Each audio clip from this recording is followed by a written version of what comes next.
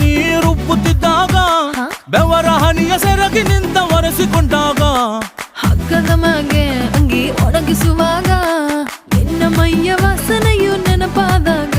ಎರಡು ಕೈಯ ನೆತ್ತಿ ನೀನು ಜಡಿಸುತ್ತುವಾಗ ದಿಮ್ಮನಪ್ಪಿಕೊಂಡು ನಿದ್ದೆ ಮಾಡುವಾಗ ಸುಸ್ತಾಗೋಗಿ ನೀನು ಆಕಲಿಸುವಾಗ ಬತ್ತವಲ್ಲ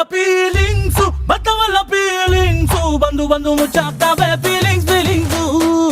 ಬತ್ತವಲ್ಲ ಫೀಲಿಂಗ್ಸ್